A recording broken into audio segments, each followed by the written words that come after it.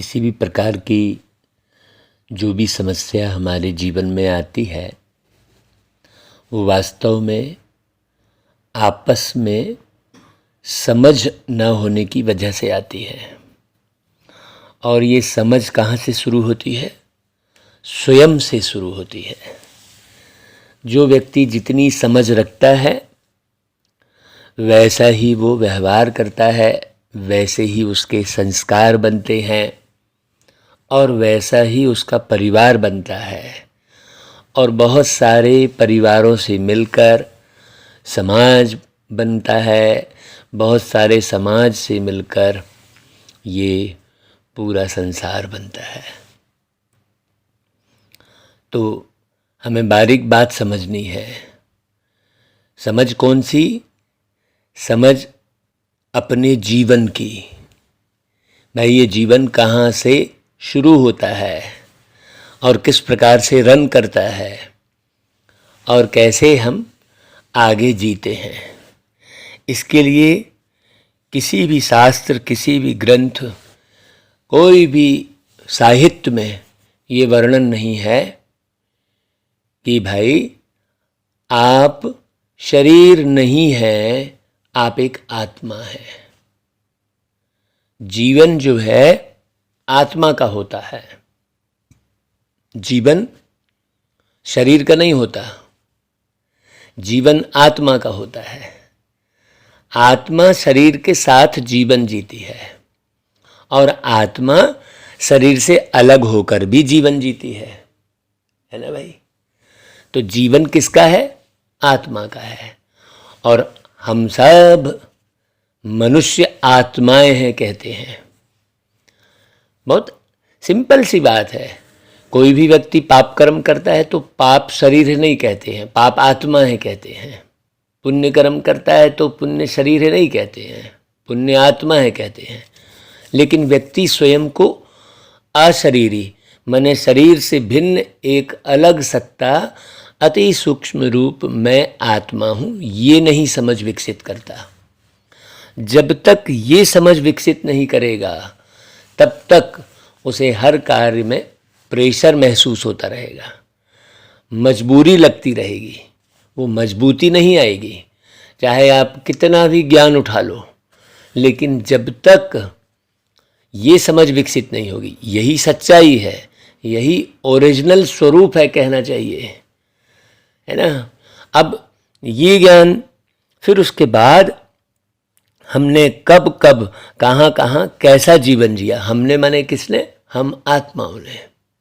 शरीर तो एक पड़ाव है, शरीर एक स्टेशन है कहना चाहिए, शरीर एक घर के समान है, शरीर एक वस्त्र के समान है, शरीर एक गाड़ी के समान है।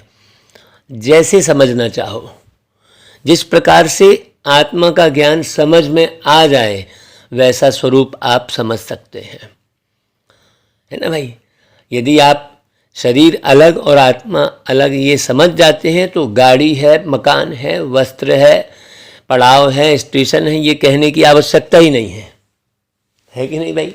ये तो समझने के लिए उदाहरण दिया जाता है। तो जब हम हमारी स्वयं की पहचान हमको हो जाती है तब फिर हमें ये समझ में आता है कि हमने कितनी बार जीवन बदला है। अब उसे जन्म कह लो, मृत्यु कह लो, जीवन हमने बदला है। आज इस शरीर में बैठे हैं, कल नए शरीर में फिर जीवन बदला। तो अपने अंदर इतनी चेतना जागृत हो जाए कि हमें ये मालूम रहे, हमें ये एहसास रहे हमेशा, चाहे अभी हम इस शरीर में बैठकर जो एहसास कर रहे हैं, अभी इस शरीर में बैठकर हम आत्माएं अपने अपने कार्य व्यवहार, रिश्ते नाते, इसको एहसास करते हुए हम जीवन जी रहे हैं। तो ये एहसास बरकरार रहे कि हमने ऐसा ऐसा जीवन जिया था, हमने ऐसे ऐसे कर्म किए थे। अभी हम इसी जीवन में रहते हुए, इस शरीर में रहते हुए ही अपने कर्मों को भूल जाते हैं। तो बाबा तो आकर पूरे 84 जन्मों की बात बताते हैं और स्पष्ट बताते हैं कि देखो भाई, ये जो पूरा चक्र है, जैसे 12 घंटे का एक चक्र होता है, तो हमें मालूम रहता है कि भाई हाँ देखो, अभी हम जैसे मुरली रिकॉर्ड कर रहे हैं तो अभी अमृत बेला है, ये 4 बजे है, ये मालूम रहता है। तो ऐसा ही उस समय की भी जानकारी रहे कि अभी ये अंतिम जीवन है, अब जन्म कह लो चाहे जीवन कह लो, अभी ये अंतिम जीवन है। जैसे भाई सुबह की शुरुआत कोई 6 बजे से करता है, कोई 5 बजे से करता है, कोई 4 बजे से करता है, किसी के लिए रात को 2 बजे ही सुबह हो जाती है? और किसी के लिए 12 बजे ही नया दिन हो जाता है, है ना, नई तारीख आ जाती है 12 बजे। अब जब नया वर्ष होता है तो 12 बजे रात को पटाखे फोड़ना शुरू कर देते हैं लोग कि भाई हाँ 1 तारीख आ गई, 12 बजे के बाद ही। तो कोई कहीं से शुरू करता है, कोई कहीं से शुरू करता है। अब जहाँ से भी शुरू कर लो, लेकिन चक्र तो वो 12 घंटे का ही कहलाएगा एक दिन में। चाहे जहाँ से शुरू कर लो, चाहे आप रविवार से शुरू कर लो, घूम फिर के वो 7 दिन का ही चक्र कहलाएगा। तो ऐसे ही ये 84 का चक्र हमें पहचानना होगा। शास्त्र में लिखा है लख 84 भरम गमायो। लख यानी होता है देखना, लोगों ने उसे लाख समझ लिया, सबसे बड़ी भूल हो गई। 84 लाख योनि में भटकते हैं कह दिया। अब योनि शब्द तो है ही नहीं उस चौपाई में। लख 84 भरम गमायो, बड़े भाग्य मानुष तन पायो। अभी तो मनुष्य है ही नहीं, मनुष्य होकर भी कोई व्यक्ति मनुष्य है क्या? नहीं है। मनुष्य होकर भी पशुता का व्यवहार करता है, कुत्ते की तरह भौंकता है, शेर की तरह दहाड़ता है ना, जोंक की तरह चिपकता है, मच्छर की तरह एक दूसरे का खून चूसता है। आप देखिए ना भाई, शुअर की तरह शराब पीकर पड़ा रहता है किनारे नाले में। सारे व्यवहार तो उसके जानवरों की तरह है, मनुष्यता है ही नहीं। तो लख 84 भरम गमायो, बड़े भाग्य मानुष तन पायो में योनि शब्द है ही नहीं, न लाख शब्द है। अब इस चौपाई को अगर हम अच्छे से समझेंगे तो 84 लाख योनि में मनुष्य भटकता ही नहीं है, स्पष्ट है। उसमें भाई समझने की जरूरत है। जब तक हम एक एक बात समझे नहीं है, कहीं भी भटकेंगे ही भटकेंगे। तो आज बाबा कहते हैं देखो मीठे बच्चे, यह तुम्हारा अंतिम जन्म है, इसलिए विकारों का संन्यास करो। इस अंतिम जन्म में रावण की जंजीरों से अपने को छुड़ाओ। अब इसका अर्थ हम समझे बहुत अच्छे से कि भाई ये पूरे सृष्टि चक्र का तुम्हारा अंतिम जन्म, तुम्हारा कौन? तुम आत्मा। ये अंतिम जन्म कह लो चाहे अंतिम शरीर कह लो, है ना भाई। चाहे आप इस शरीर को पहला शरीर बोल लो, लेकिन ये 84 शरीर जो आप बदले उसका ज्ञान तो मिलना चाहिए ना भाई। हाँ भाई, अंतिम इसलिए कह रहे हैं क्योंकि जर्जर हो गया है, आखिरी शरीर ही कहलाएगा, क्योंकि एक का भी शरीर सही नहीं है। क्यों सही नहीं है? क्योंकि आत्मा रूपी जो ड्राइवर है उसने शरीर रूपी गाड़ी को सही ढंग से चलाया ही नहीं है, इसमें सही ईंधन डाला ही नहीं है, चाहे जो खा रहे हैं। अभी एक गाय को तो पता है कि उसे घास ही खाना चाहिए, लेकिन एक मनुष्य को पता नहीं है कि उसे क्या खाना चाहिए, चाहे जो खा रहा है। तो खान पान ही सही नहीं है। अब देखिए तमो प्रधान चीज, अब जैसे चाय है, अब चाय ही नहीं छोड़ी है लोगों ने, तो कहाँ से पवित्रता आएगी, मन की पवित्रता? क्योंकि चाय में तो निकोटिन भरा पड़ा है, नशे वाली चीज है। चाय में नशा होता है ना, जैसे शराब में नशा होता है वैसे ही चाय में भी नशा होता है। अब आपने चाय ही नहीं छोड़ी है और पुरुषार्थ करने के लिए चल पड़े हैं सतयुग की यात्रा करने के लिए, और छोड़ी चाय ही नहीं है, तमो प्रधान खाना छोड़ा ही नहीं है, जमीन के अंदर छुपी हुई चीज़ों को खाना बंद किया ही नहीं है, रात का खाना बंद किया ही नहीं है। रात का भोजन तामसी भोजन कहलाता है। देर रात में आप भोजन कर रहे हैं, कहेंगे नहीं बाबा सब शुद्ध करेंगे। अरे बाबा क्या शुद्ध करेंगे भाई, बाबा कोई पानी को दूध थोड़ी बना देंगे, सोचने की बात है। लेकिन अभी वो पूरा ज्ञान हासिल किया ही नहीं, और हम चले हैं सतयुग के निर्माण के लिए, तो हम ब्रह्मचर्य व्रत का पालन करने के लिए। हो ही नहीं सकता। ब्रह्मचर्य व्रत का मतलब होता है मन वचन कर्म तीनों से शुद्ध होना। अभी मन तो बार बार अशुद्ध हो रहा है, ये ऐसा है वो वैसा है, ये इसने ऐसा कर दिया, उसने वैसा कर दिया, इसको ये नहीं करना चाहिए, उसको वो नहीं करना चाहिए। अपनी ओर निहारना ही पवित्रता कहलाती है। हम जमाने भर में निहार रहे हैं और अपना ख्याल कर ही नहीं रहे हैं कि हम कैसे हैं, हम कैसे उठ रहे हैं, हम कैसे सो रहे हैं, हम कैसे बैठ रहे हैं, हम कैसे चल रहे हैं, हम भोजन के समय किसको याद कर रहे हैं, हम भोजन बनाते समय किसको याद कर रहे हैं। ये सब बारीकी बाबा ने सिखाई है। बाबा ने मुरलियों में खाना पीना, रहना, उठना बैठना, सबकी दिनचर्या को पूरी अच्छी व्यवस्थित करना सिखाया है। तो बाप कहते हैं कि देखो बाबा का सहारा किन बच्चों को मिलता है और बाबा किन बच्चों से सदा राजी रहता है। माने भगवान जो सृष्टि का मालिक है वो राजी रहेगा तो भाई आपको जो है कोई दुखी कर ही नहीं सकता। बहुत गहरी बात समझने की जरूरत है। ईश्वर की प्रतिज्ञा में लिखा गया है कि तू मेरे मार्ग पर पैर रख के देख, तेरे लिए सारे विश्व के दरवाजे ना खोल दूं तो कहना। ऐसा भगवान की प्रतिज्ञा में है। तो बाप का सहारा उन्हें मिलता जो सच्चे दिल वाले हैं, जिनका खाना पीना, रहना, उठना बैठना अमृत बेले से लेकर रात को सोते तक बाबा की श्रीमत प्रमाण चल रहा है। कहा जाता है सच्चे दिल पर साहिब राजी। जो बाबा के हर डायरेक्शन को अमल में लाते हैं बाबा उनसे राजी रहते हैं। बाबा का डायरेक्शन है याद में रह, पवित्र बन, फिर सर्विस करो। अभी पवित्रता की 0.1% भी धारण नहीं की है और सर्विस करने निकल पड़े हैं तो कहाँ से उस सर्विस में सफलता मिलेगी भाई। पवित्रता की बहुत बड़ी पढ़ाई है। हाँ, हमने केवल ब्रह्मचर्य व्रत का पालन कर लिया, जो है काम वासना से मुक्त हो गए तो हमने सोच लिया पवित्र हो गए। बाबा कहता है ऐसे पवित्र तो वो सन्यासी लोग भी रहते हैं, बोला है बाबा ने। तो पवित्रता को बहुत अच्छे से समझना है। तो पवित्र बनकर सर्विस करो। किसको रास्ता बताओ? शूद्रों के संग से अपनी संभाल करो।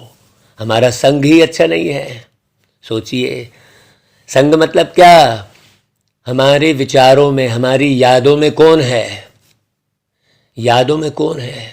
बाबा है या दुनिया के लोग हैं? संग मतलब केवल साकार में थोड़ी। संग मतलब अपने अंदर की यादों में। क्यों? क्योंकि जब आप शरीर छोड़ोगे तो आपकी याद ही आपका संग रहेगी। आप क्या याद में रखे हैं उस संग की बात कर रहे हैं। बाबा आत्मा को देख के बात करते हैं, लेकिन हम क्या करते हैं? हम दूरी बनाते हैं मनुष्यों से।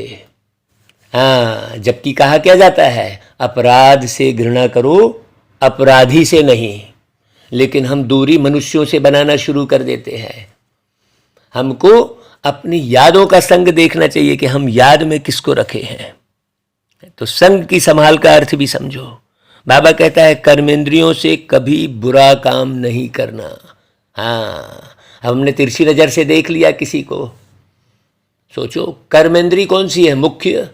क्या ये आंख गलत देख रही है कि आंख के पीछे बैठकर आपका मन गलत देख रहा है? सोचने की बात है। आपका मन ही इस आंखों को संचालित कर रहा है, आपका मन ही इस कानों को संचालित कर रहा है, आपकी बुद्धि ही संचालित कर रही है। तो कर्मेंद्रियां कौन सी हैं भाई? कर्मेंद्रियां आपकी सूक्ष्म मन, बुद्धि, संस्कार, चित्त, ये आपकी कर्मेंद्रियां हैं जो इन सब बातों की धारणा करते बाप अर्थात ईश्वर परमात्मा उनसे राजी रहते हैं। जब ऐसे हम जो है बाबा का शुक्रिया करते हैं, फिर जब हम सच्चाई पे चलते हैं तो अंदर से शुक्रिया निकलता है। तो गीत मुख से निकलता है कि मुझको सहारा देने वाले तेरा शुक्रिया, मुझको सहारा देने वाले तेरा शुक्रिया। सच्ची बातें केवल एक परमात्मा ही देते हैं। जो सच्ची बात सुनाए वही सच्चा सहारा कहलाएगा। हाँ, है कि नहीं भाई? बाकी तो सब वस्तु व्यक्ति वैभव का आदान प्रदान करना तो हिसाब किताब ही बनाना है? जो सच्चे ज्ञान का सहारा दे, है कि नहीं भाई? बाकी तो बाबा ने कहा अपनी मेहनत से कमाई करो, कर्म करके कमाई करो, मांगो मत किसी से, जो खुशी से दे दे वो अलग बात हो गई। वो अपने दिल से सफल कर रहा है। ऐसे कई बाबा ने रास्ते बताए हैं बहुत अच्छे से। तो बाबा कहते हैं ओम शांति। बच्चे यहाँ ज्ञान सुन रहे हैं। भाई किसका ज्ञान सुन रहे हैं? क्या शास्त्रों का? नहीं, बच्चे जानते हैं शास्त्रों का ज्ञान तो सभी मनुष्य मात्र लेते हैं। हमको तो यहाँ परमपिता परमात्मा ज्ञान देते हैं। अब कई तो शास्त्रों को भी छोड़ दिए हैं, जमाने भर की किताबों का अध्ययन मनन चिंतन करते रहते हैं। उनको समझ में ही नहीं आता है कि इसमें सारी गलत गलत बातें लिखी है। किसी का भी अर्थ किसको भी समझा के कैसा भी बताते बैठे रहते हैं। अब बाबा ने जो शक्तियाँ बताई है, एनर्जी बताई है, वो सहन करने की शक्ति, सामना करने की शक्ति ये बताई है। लेकिन वो दुनिया में लोग किसी और चीज़ को शक्ति बोल दे रहे हैं। बिल्कुल सोचो, प्रक्रिया को वो शक्ति कह दे रहे हैं। कितनी जो है मूर्खता कहेंगे, कितना अंधकार कहेंगे, सोचने की बात है। कोई भी शास्त्र आदि पढ़ने अथवा अध्ययन करने वाले सन्यासी ऐसे नहीं कहेंगे कि परमात्मा ज्ञान देते हैं। वो कोई ज्ञान नहीं सुनाते हैं। वो नहीं कहेंगे कि भाई परमात्मा ज्ञान देते हैं। कोई भी सत्संग में जाओ तो मनुष्य ही बैठा होगा, उनको शास्त्री जी, पंडित जी व महात्मा जी कहेंगे, परमात्मा तो नहीं कहेंगे ना भाई। नाम का ताल्लुक ही रखते हैं मनुष्य के साथ। और यहां बाबा क्या बोल रहे हैं कि यहां बच्चे जानते हैं हमको कोई मनुष्य ज्ञान नहीं देते हैं, परंतु मनुष्य द्वारा निराकार परमपिता परमात्मा ज्ञान देते हैं। यह बातें कोई भी सत्संग में नहीं सुनाई जाती हैं। भाषण करने वालों की बुद्धि में भी यह बातें नहीं हो सकती। हमको भी जो ज्ञान दे रहे हैं वह कोई मनुष्य व देवता नहीं है जो ज्ञान दे रहे हैं। बाकी दुनिया में जो भी जैसे सीरियल दिखाएंगे तो कृष्ण जी ज्ञान दे रहे हैं बोलेंगे, जबकि कृष्ण देवाय नमः लिख रहे हैं बिल्कुल बकायदा कि कृष्ण देवाय नमः, मतलब कृष्ण एक देवता है, उनको हम नमन करते हैं क्योंकि उनके अंदर दिव्य गुण है, देवता है। परमात्मा तो नहीं है ना भाई। राम देवाय नमः, ब्रह्म देवाय नमः, विष्णु देवाय नमः, शंकर देवाय नमः और शिव परमात्माय नमः कह रहे हैं, लेकिन समझ नहीं रहे हैं। ऐसा ही बहुत सारी बातें कह रहे होते हैं मैं मूर्ख खल कामी, ये कह रहे होते हैं। लेकिन अगर कोई मूर्ख बोल दे तो गुस्सा हो जाएंगे। समझ नहीं रहे हैं अंदर, केवल कह रहे हैं। तो कथनी और समझनी दोनों बराबर होना चाहिए। कथनी और समझनी, अंदर की जो समझ है वो बराबर रहे, तब करनी सही होगी। लोग कहते हैं कथनी और करनी समान हो, तो कब होगी कथनी और करनी समान? जब कहना और समझना बराबर हो, जब सुनना और समझना एक्यूरेट हो। जो सुन रहे हो क्या उसे एक्यूरेट समझ रहे हो? जब तक जो आप सुन रहे हो उसे एक्यूरेट जब तक आप समझ नहीं रहे हो तब तक आप कर ही नहीं सकते। हाँ, जबकि बाबा ने कहा कि बच्चे तमो प्रधान चीज़ें जो हम खाते हैं, जैसा खाते अन्न वैसा बनता मन। तो आप तमो प्रधान चीज़ों को क्या आप संकल्प से सतो प्रधान बना दोगे क्या? सोचने की बात है। क्या आप मिर्ची को आप संकल्प से उसमें मिठास ला दोगे क्या? नमक तो अपनी जगह नमक ही रहेगा, शक्कर अपनी जगह शक्कर रहेगा। मैंने फंतासी कुछ भी संकल्प से, भाई संकल्प से आपके विचार परिवर्तन होते हैं, संकल्प से आपका स्वभाव परिवर्तन होता है। संकल्प से किसी वस्तु का स्वभाव परिवर्तन नहीं हो जाएगा। मिर्ची तीखी है तो वो तीखी ही रहेगी। पानी का जो गुण है वो पानी ही रहेगा, वो दूध नहीं बन जाएगा आपके संकल्प से। सोचने की बात है। संकल्प से क्या परिवर्तन होता है ये भी समझने की जरूरत है। हमने कुछ भी समझ लिया है। सोचो, तो वहां सब कौन समझा रहे हैं? वहां पंडित जी, महात्मा जी समझा रहे हैं। यहां कौन समझा रहे हैं? यहां परमात्मा समझा रहे हैं, है कि नहीं? यहां कोई देवता भी नहीं समझा रहे हैं। भले इस समय देवी देवता धर्म नहीं है, फिर भी ब्रह्मा विष्णु शंकर सूक्ष्म वतनवासी जो है उन्हों का तो नाम तो गाया जाता है ना भाई। लक्ष्मी नारायण आदि यह सब हैं दैवी गुण वाले मनुष्य। जिनके अंदर दैवी गुण है वो देवता समान है। कई जैसे बहुत अच्छे व्यवहार के होते हैं, है ना, बढ़िया बोली वाणी होती है, तो कहते हैं ना यार ये तो जैसे देवता समान है, ऐसा बोलते हैं ना भाई। बहुत बारीक बात समझने की जरूरत है। तो देवता वो मनुष्य ही थे भाई, वही दो हाथ दो पैर वाले दिखाते हैं। चाहे कृष्ण जी को देखो, चाहे रामचंद्र जी को देखो, चाहे शंकर जी को देखो, है ना भाई। ये बड़ी समझने की बात है। कोई भी मनुष्य नहीं समझते कि हम आत्मा हैं। फलाने द्वारा परमात्मा हमको ज्ञान दे रहे हैं, वह तो समझते हैं फलाना महात्मा, फलाना शास्त्री हमको कथा सुना रहे हैं, वेद शास्त्र आदि सुना रहे हैं, गीता सुना रहे हैं। बाप कहते हैं मैं तुमको ऐसे शास्त्रों की बातें सुनाता ही नहीं हूं। सोचने की बात है। शास्त्रों में तो बहुत सारा गलत गलत भी लिखा गया है भाई। मनुष्य ने मिलावट कर दी है। अभी आप 10 मिनट की बात सुनेंगे और हम कहेंगे ये 10 मिनट की बात किसी और को सुनाओ, तो कुछ ना कुछ मिलावट नहीं करेंगे? आप करेंगे कि नहीं करेंगे? है हूबहू तो नहीं सुना देंगे। तो भाई आपने जो भी अभी ग्रंथ साहित्य जो भी पढ़ा है उसमें मनुष्य की मिलावट है ना। ये तो बाबा यहाँ डायरेक्ट आके बोल रहे हैं, कोई लिख थोड़ी रहे हैं। सोचने की बात है। शास्त्र आदि कोई लिख थोड़ी रहे बैठ के। बाबा लिखेंगे कहाँ तक? एक शरीर में बैठकर बोलकर सुना रहे हैं। अब जो जितना सुन ले समझ ले भाई अच्छे से, जो जितना अच्छा समझेगा वो उतना ही पावरफुल बनेगा।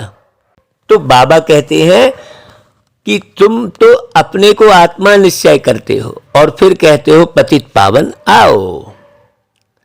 सर्व का दुख हरता सुख करता वह है सर्व का शांति दाता, सर्व का मुक्ति जीवन मुक्ति दाता।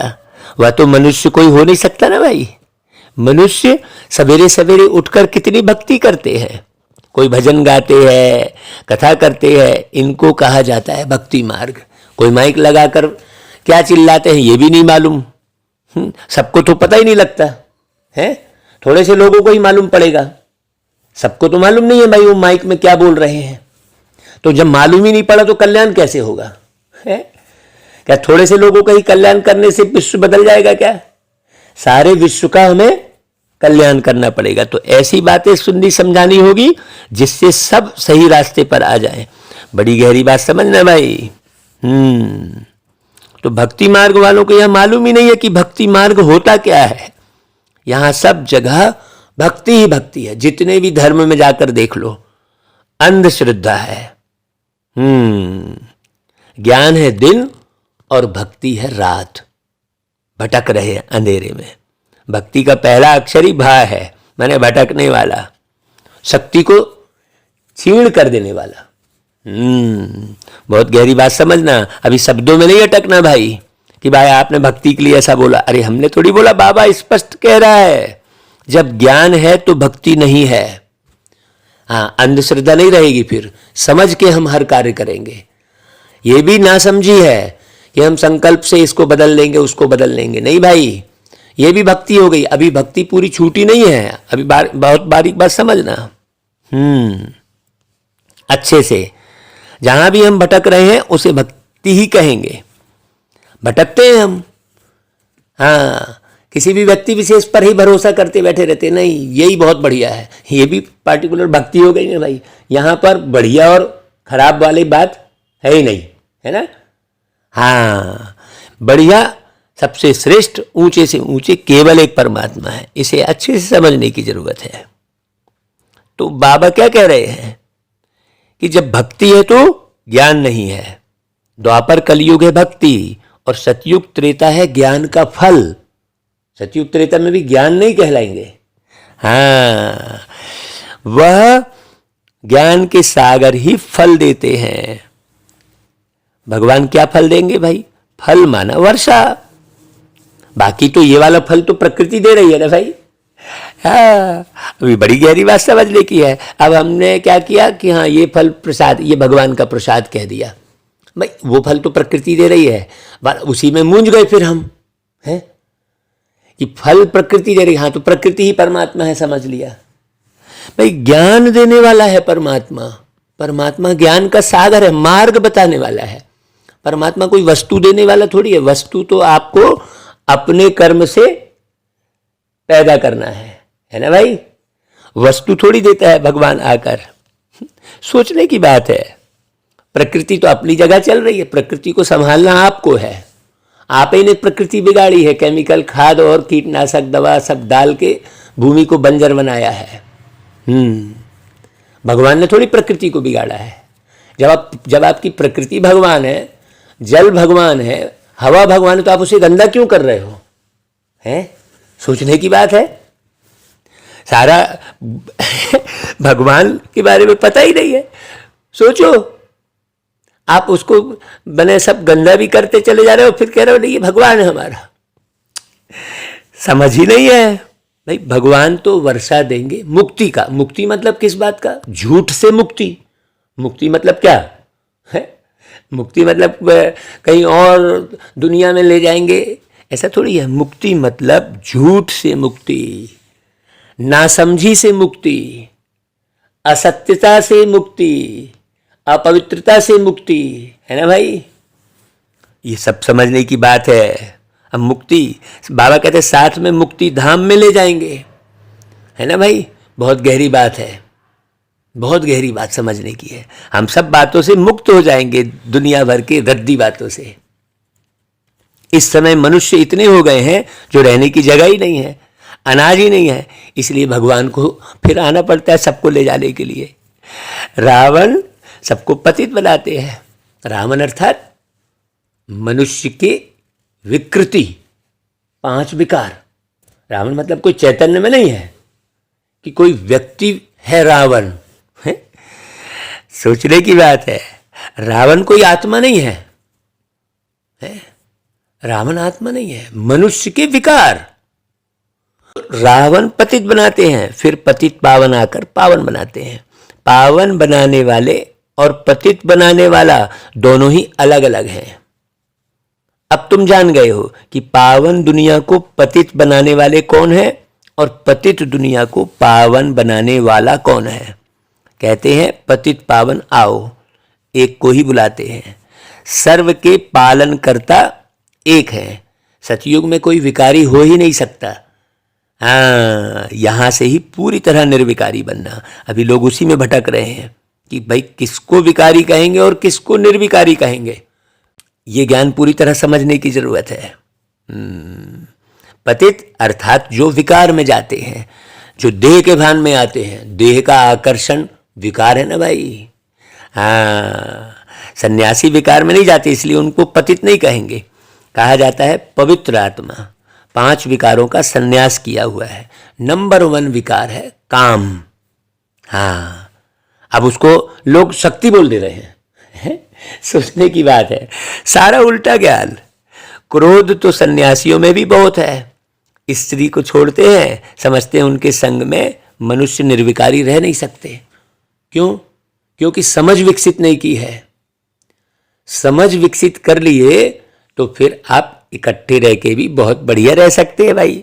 हम बिल्कुल रह रहे हैं, अब कोई माने या ना माने भाई, और उसका फायदा हम ले रहे हैं। आज जो इतना ज्ञान क्लियर हुआ है, जो अमृत बेले बाबा से जो ज्ञान अमृत अपनी बुद्धि में टपकाते हैं, वो किसका जो है फल है? वो पवित्र रहने का फल है। आज जो मुरली सुनाने का भगवान ने अवसर दिया है। हाँ, अब यहाँ पर कोई कुछ भी अपने मनगढ़ंत बातें लगाते रहे कि ऐसे कर रहे हैं वैसे कर रहे हैं। हम कोई गलत काम तो नहीं कर रहे हैं ना भाई। मुरली का हम एक एक अर्थ बता रहे हैं, रिकॉर्ड करके सबको भेज रहे हैं। तो ये कोई भगवान की ही श्रीमत है ना भाई कि भाई ऐसे उपाय करो जो सबको समझ में आए। एक एक खुद समझो और सबको समझाओ। ये भगवान ने डायरेक्शन डायरेक्ट दिया है ना। अब हम और किससे पूछें, है। सब अपने अपने अभिमान में पड़े हुए हैं, नहीं वो आगे ही बढ़ने नहीं देंगे। कई ऐसे हैं जो बस स्वयं को हेड समझ लिए। भाई कोई यहाँ पर हेड नहीं है, मुखिया कोई नहीं है, मुखिया केवल एक परमात्मा है। तो ये भी परमात्मा की अज्ञानता हुई ना, स्वयं को मुखिया समझ लेना है। जबकि भगवान स्वयं आकर कह रहे हैं कि भाई मैं भी तुम्हारा सर्वेंट हूं। तो कितने गहरे से समझने की जरूरत है। अब अच्छा कार्य करने के लिए तो रोक लगानी ही नहीं चाहिए, समझना चाहिए बहुत अच्छे से, परखना चाहिए। यदि हमें ज्ञान है तो हम परख लेंगे कि भाई कौन व्यक्ति अच्छा काम कर रहा है और कौन आवरण ओढ़ा हुआ है ना। सच्चाई का आवरण ओढ़कर झूठे ही किए जा रहे हैं, आध्यात्म का आवरण ओढ़कर अपनी शानो शौकत ही पूरे किए जा रहे हैं, धर्म का, अध्यात्म का, भक्ति का, मंदिर का आवरण ओढ़कर अपनी रोजी रोटी चला रहे हैं। सोचने की बात है भाई, रोजी रोटी ही चला रहे तो कोई कर्म कर लो ना भाई, आप है किसी की सेवा कर लो, कहीं नौकरी कर लो। बाबा कहता है आप कर्म करते परमात्मा का ज्ञान सुना सकते हो, क्यों बहाना ढूंढे हुए हो भाई। जब आपको यही करना था तो इसको मैंने धन ही कमाना था तो कोई दूसरा मार्ग लेते ना भाई, इससे धन क्यों कमा रहे हो।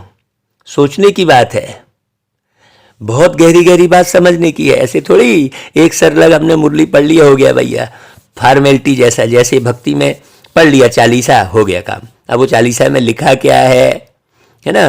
जो अखंड रामायण पढ़ी, सवेरे 4 बजे शुरू की तो दूसरे दिन 4 बजे तक समाप्त करना है। अब उसमें समझ क्या है वो विकसित करना ही नहीं है। ऐसी मुरली भी यदि हम पढ़ रहे हैं तो बात एक ही हो गई, वो भक्ति जैसी हो गई भाई। तो बाबा कहते हैं देखो, इकट्ठे रहकर जो बहुत बारीकी समझेगा तो इकट्ठे रहकर भी निर्विकारी रहेंगे। हम रह रहे हैं, अभी यहाँ शादी कर रहे हैं तो शादी का मतलब ही यह है विकार में जाना। यहाँ पर तो छुट्टी देते हैं विकार में जाने की, सतयुग में यह कायदा नहीं है। बाबा समझाते हैं बच्चे वहां पतित कोई होता ही नहीं। देवताओं की महिमा है सर्वगुण संपन्न, संपूर्ण निर्विकारी। रावण राज्य शुरू होता ही कब से है? द्वापर युग से। ये बात भी बाबा ने आके बताई भाई है। बाप खुद कहते हैं अब काम को जीतो। हाँ, तो मुझे याद करो, अभी वो पवित्र परमात्मा इस धरती पर आए हुए हैं तो हमें उनका रिगार्ड रखना चाहिए, है कि नहीं भाई। हाँ, पूरी पवित्रता। तुम मुझे याद करो और पवित्र दुनिया को याद करो तो तुम पतित नहीं बनेंगे। मैं पावन दुनिया स्थापना करने आया हूं। और दूसरी बात, एक बाप के बच्चे ब्राह्मण ब्राह्मणियां तुम आपस में भाई बहन ही ठहरे ना भाई। यह बात जब अच्छी तरह समझ आएगी, किसकी बुद्धि में बैठेगी है ना, तब पवित्र बनेंगे। नहीं बैठेगी तब तक विकारों से छूट नहीं सकते। जब तक ब्रह्मा की संतान न बने तब तक पावन बनना बड़ा मुश्किल है, मदद नहीं मिलेगी बाबा की। अच्छा चलो भाई, बाबा कह रहे हैं ब्रह्मा की बात छोड़ो, तुम कहते हो हम भगवान के बच्चे हैं, साकार में कहते हो, इस हिसाब से भी तो भाई बहन हो गए, है कि नहीं भाई। फिर विकार में जा न सके, यह तो सब कहेंगे हम ईश्वर की संतान हैं, और बाप कहते हैं बच्चे मैं आया हूं। अब जो मेरे आकर बनते हैं वह आपस में तो भाई बहन ही हुए। ब्रह्मा द्वारा भाई बहन की रचना होती है तो फिर विकार में जा ना सके। अब देखो कितनी गफलती करते हैं लोग, हैं यहां आके भी जो गफलती किया बाबा, उसकी क्या दुर्गति होगी भाई, सोचो। बाबा कहते हैं बच्चे यह तुम्हारा अंतिम जन्म है, एक जन्म के लिए तो इस विकार का त्याग कर लो भाई। देखो बाबा कैसे चिरोरी सा कर रहे हैं, मन्नत कर रहे हैं बाबा सबसे। हाँ, आप अभी तक मन्नत मांगते आ रहे थे भगवान मेरा ये कार्य पूरा कर दो, अभी भगवान आकर आपसे मिन्नतें कर रहे हैं।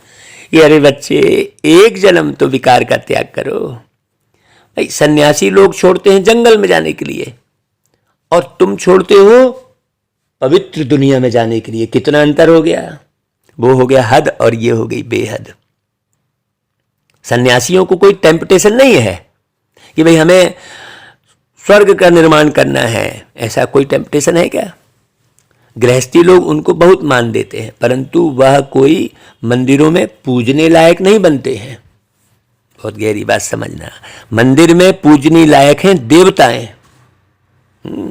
क्योंकि क्यों भाई पूजनीय है? क्योंकि वो आत्मा स्वयं पवित्र है और उनका शरीर भी पवित्र है। यहां तो हम खिला पिला के शरीर को पूरा बीमार कर दिए। बदबू आ रही होती है शरीर से, उल्टा सुल्टा खिला पिला के सारा, कहीं घाव हो गया, कहीं कैंसर हो गया, कहीं कुछ हो गया। सोचो, ये हमने सारा नष्ट कर दिया अपने शरीर को भी।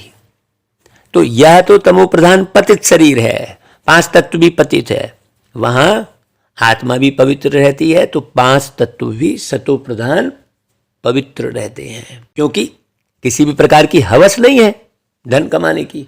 यहां तो एक किसान को हवस है खूब धन कमाने की। काहे की हवस हो गई भाई? उसको BMW लेना है, क्योंकि और दूसरे लोग ले रहे हैं। करोड़ों रुपए की गाड़ी, तो बड़ा बंगला बनाना है। तो अब वो क्या करेगा? वो ज्यादा उपज के लिए, धन ज्यादा कमाने के लिए वो जमीन को पूरी बंजर बनाए पड़ा है। हाँ, सोचो, तो हवस के कारण ही तो पूरी प्रकृति तमो प्रधान बन रही है। बाबा बहुत अच्छे से समझा रहे हैं।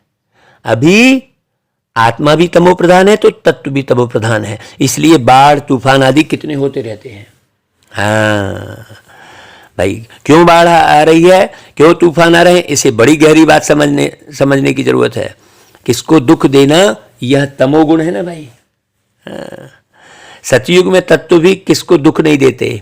इस समय मनुष्य की बुद्धि भी तमो प्रधान है। ये सब बहुत गहरी बात है, इस पर बहुत विचार सागर मंथन करने की जरूरत है। सतो रजो तमो में भी जरूर आना है, ये सृष्टि का चक्र है।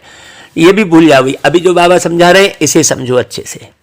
हाँ, तो भाई जैसे और वस्तु नई होती है फिर पुरानी होती है, वैसे नई तो पुरानी दुनिया कैसे हो जो फिर नई बनाने वाले आए, ये समझने की जरूरत है। हाँ, अब बाबा कहते हैं बच्चे पावन बनो, यह अंतिम जन्म रावण की जंजीरों से अपने को छुड़ाओ। हाँ, जीभ के स्वाद में ही मत पड़े रहो। बहुत गहरी बात समझना, स्वाद का अर्थ समझो। स्वाद मतलब स्वयं की याद। आसुरी मत पर तो तुम आधा कल्प चलते आए और पतित ही बने, पतित रहे हो। यह बहुत बुरी आदत है। सबसे बड़ा दुश्मन है काम, इसे समझो अच्छे से। इसलिए गीता में वर्णन है, काम महाशत्रु है।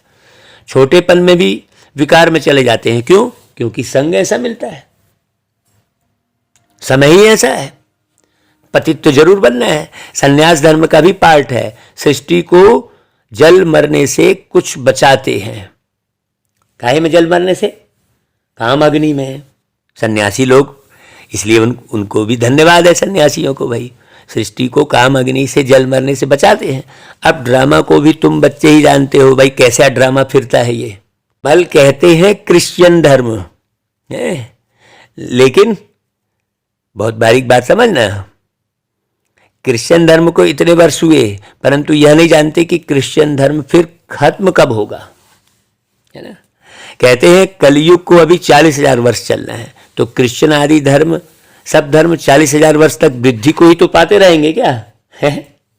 सोचने की बात है। अब 5,000 वर्ष की जगह पूरी नहीं रही तो 40,000 वर्ष में पता नहीं क्या हो जाएगा, है? बहुत गहरी समझने की बात है। शास्त्रों में तो बहुत गपोड़े लगा दी है, इसलिए कोई विरला ही इन बातों को समझ कदम कदम श्रीमत पर चलते हैं। श्रीमत पर चलना कितना डिफिकल्ट है। लक्ष्मी नारायण जिन्हों को सारी दुनिया पूछती है, वह अब तुम बन रहे हो, यह तुम ही जानते हो, सो भी नंबरवार। अब तुम ही जानते हो, है ना भाई। अब बाप कहते हैं मुझे याद करो और घर को याद करो। घर तो जल्दी याद आता है ना भाई। मनुष्य 8-10 वर्ष की मुसाफरी कर घर लौटते हैं तो खुशी होती है ना। कल यही बात कह रहे थे ना भाई, कहीं भी जाओगे तो आपको घर क्यों याद आएगा? क्योंकि बुद्धि घर में है। हाँ, अब हम अपने बर्थ प्लेस में जा रहे हैं भाई। अपना बर्थ प्लेस कौन सा है? मैं तो एक आत्मा हूं ना, तो मेरा बर्थ प्लेस तो परम धाम है।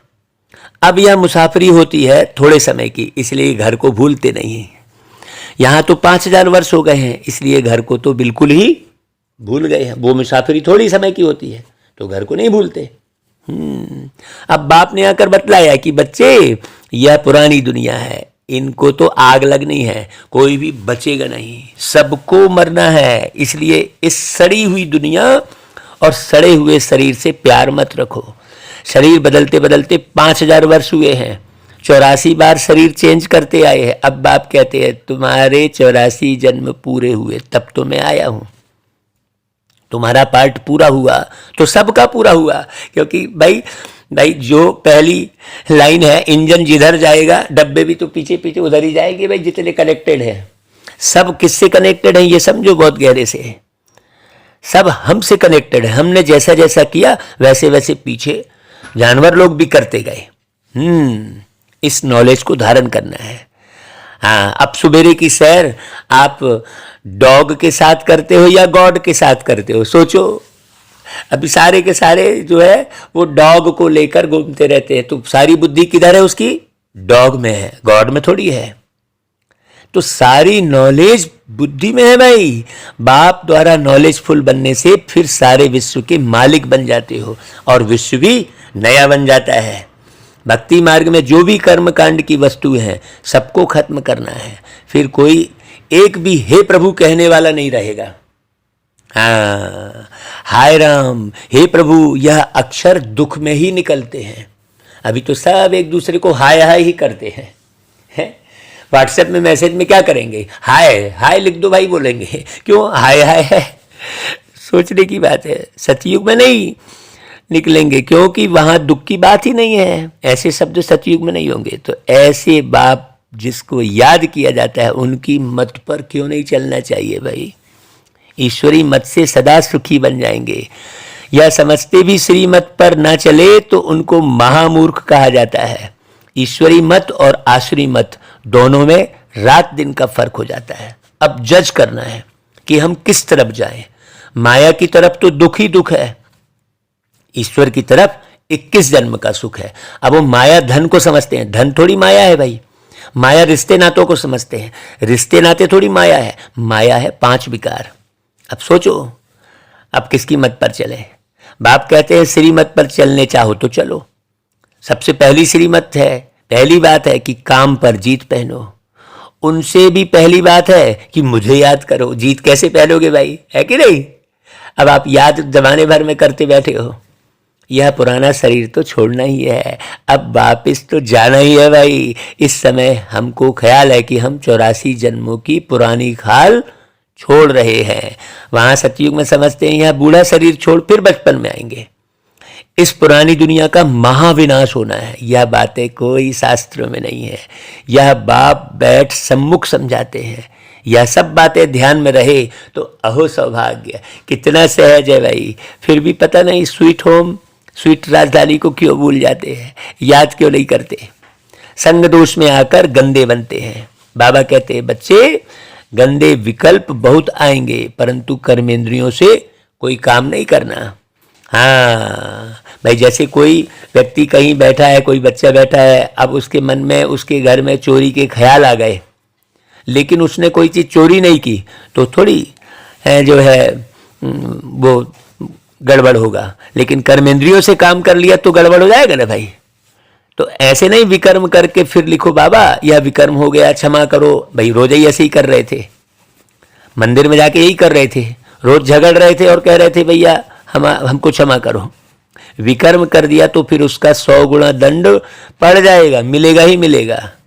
एक तो ना बतलाने से दंड पड़ जाएगा। इस समय पता पड़ता है कि अजामिल कौन बनता है। जो ईश्वर की गोद में लेकर फिर विकार में जाते हैं तो सिद्ध होता है कि यह बड़ा अजामिल पाप आत्मा है जो विकार बिगर रह नहीं सकते। बाइस्कोप अर्थात सिनेमा सबको गंदा बनाने वाला है। तो भाई तुम्हें बाइस्कोप के चक्कर में क्यों पड़ना चाहिए? तुम्हें कोई भी विकार से दूर भागना चाहिए। हाँ, विकार से दूर भागना चाहिए, वही कहा ना भाई। ब्राह्मण है निर्विकारी, तो संग भी ऐसे ब्राह्मणों का चाहिए। शूद्रों के संग में दुखी होते हैं। शरीर निर्वाह तो सब कुछ करना ही है परंतु कर्मेंद्रियों से कोई विकर्म नहीं करना चाहिए। हाँ, बच्चों को सुधारने के लिए समझाना है तो कोई ना कोई युक्ति से हल्की सजा देनी है। भाई रचना रची है तो रेस्पॉन्सिबिलिटी भी तो है ना, उन्हों को भी सच्ची कमाई करानी है, छोटे छोटे बच्चों को भी थोड़ा बहुत सिखलाना अच्छा है। शिव बाबा को याद करने से मदद मिलेगी। सच्चे दिल पर साहेब राजी होता है। सच्चे दिल वाले बच्चों को ही बाप का सहारा मिलता है। हाँ, अब सारी दुनिया में कोई किसका सहारा है ही नहीं। सहारा होता है सुख में ले जाने का। तो एक परमात्मा को ही याद करते हैं, वही आकर सबको शांति देते हैं। सतयुग में सब सुखी हैं, बाकी सब आत्माएं शांति देश में रहती हैं। परम धाम, निर्वाण धाम, परलोक कहते हैं, ब्रह्मलोक कहते हैं। भारत स्वर्ग था इसी धरती पर, और सब विश्व के मालिक थे। कोई मेरा मेरा नहीं था, पार्टिकुलर छोटी सी जगह, है ना। अशांति, मारामारी कुछ नहीं था। जरूर वह नई दुनिया बाबा ने रची होगी, बाबा से वर्षा मिला होगा। कैसे, वह भी कोई समझते नहीं। उसको राम राज्य कहा जाता है, अब नहीं है।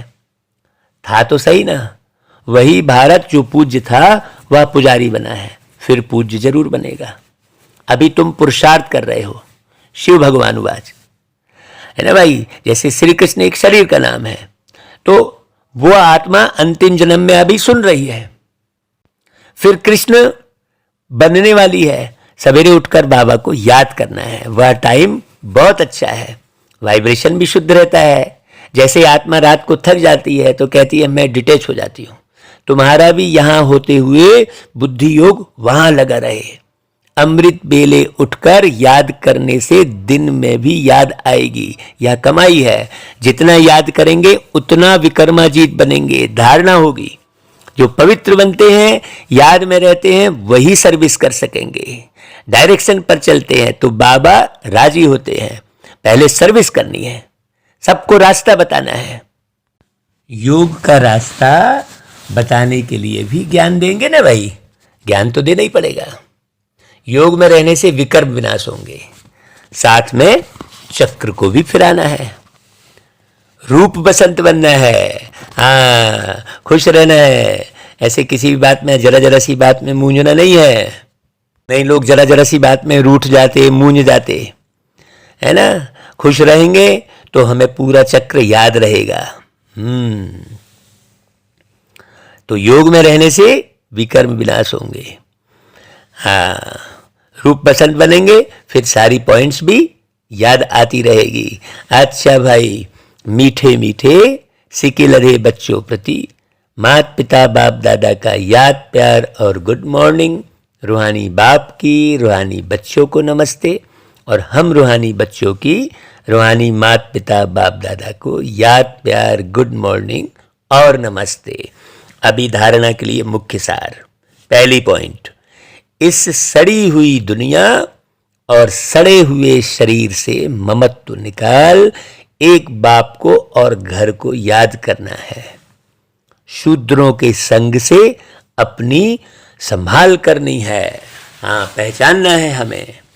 हाँ, शूद्र मतलब कोई वस्त्र को देखकर करना है, महल माणिक को देखकर समझना है, ऐसा नहीं है। शूद्र मतलब सामने वाले की दृष्टि, सामने वाले का व्यवहार, सामने वाले के आचरण, सामने वाले की आदत, ये सबको देखना है। हाँ, ऐसा नहीं वस्त्र को देखकर हम समझ लिए हाँ ये ब्राह्मण है और ये शूद्र है, नहीं, है ना भाई। उसके रहन सहन, उसकी बोली वाणी से पता चलता है, उसकी दृष्टि वृत्ति से पता चलता है कि ये शूद्र है कि ब्राह्मण है। बहुत अच्छे से समझना। दूसरी पॉइंट, विकर्माजीत बनने के लिए अमृत बेले उठ याद में बैठना है। इस शरीर से डिटैच होने का अभ्यास करना है। भाई, डिटैच होने का अभ्यास करना मतलब ऐसा नहीं है कि मैं आत्मा हूँ, मैं आत्मा हूँ, ऐसा रटेंगे नहीं। वो तो वही बात हो गई ना, जैसे राम राम रट रहे थे 108 की माला, या हम संकल्प को खूब बार लिखे जा रहे हैं। नहीं, शरीर से डिटैच होना मतलब आत्मा के जो गुण हैं उस स्वरूप में रहना। आत्मा के जो 7 गुण हैं, शांत स्वरूप, आनंद स्वरूप, प्रेम स्वरूप, सुख स्वरूप, शक्ति स्वरूप, ज्ञान स्वरूप है ना, पवित्र स्वरूप, ये जो गुण है आत्मा के, उस आत्मा के गुणों में जीवन जीना है, उसको कहेंगे शरीर से डिटैच होना। ठीक है, ये अभ्यास है मुख्य।